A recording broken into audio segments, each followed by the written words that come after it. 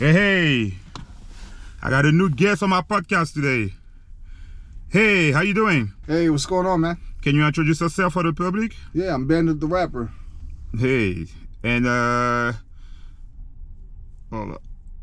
So where you from? I'm from Philly, but you know, New York is like my second home. Okay.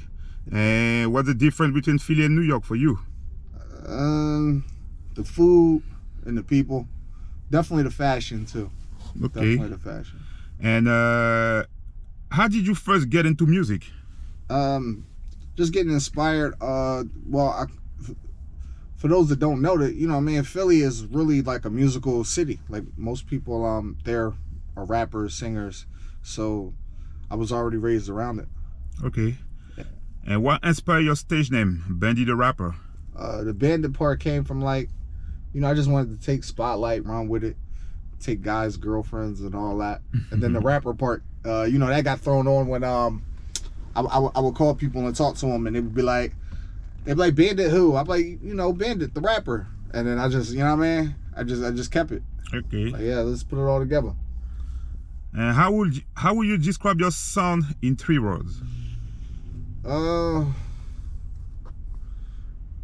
Unique, different, daring. Okay. Those are the 3 words I would use to describe. Who are your biggest musical influences? Pharrell, Michael Jackson, Kanye West. What message do you have? What message do you want listener to take from your music?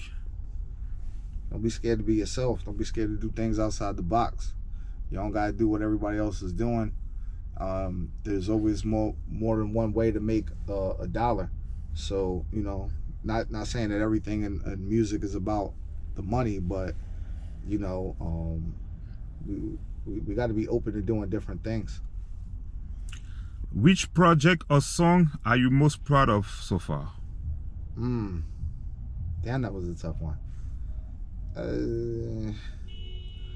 I might have to say Lavender Sunset, because that was like the first full album of mine. So yeah, I might have to go with Lavender Sunset.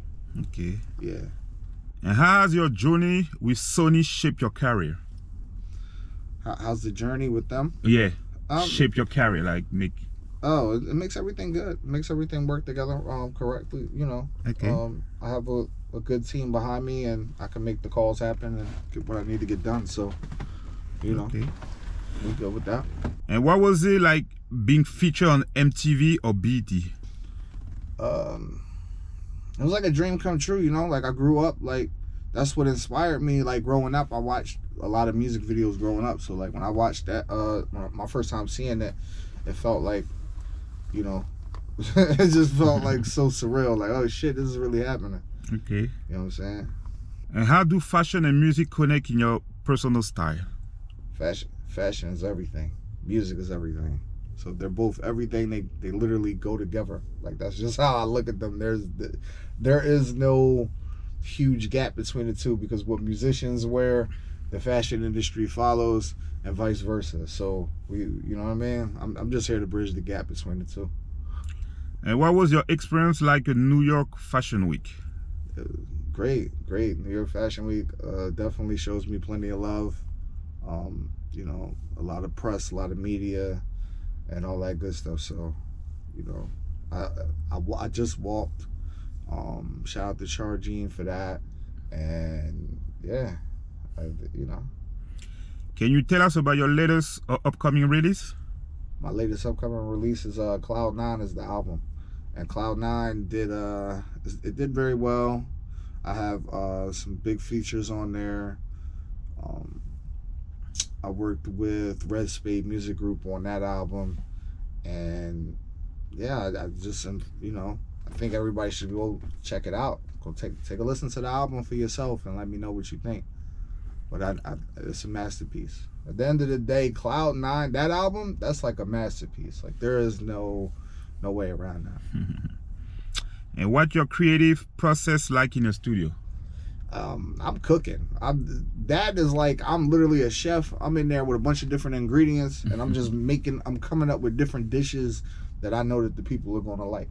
Like I'm not in there just to serve myself. I'm actually looking at it like I'm thinking like a chef, and I'm like, all right, everybody's out there waiting for me to feed them, and I'm gonna make something good for them to eat. And that's the process that I'm how I cook. And who would be your dream collaboration?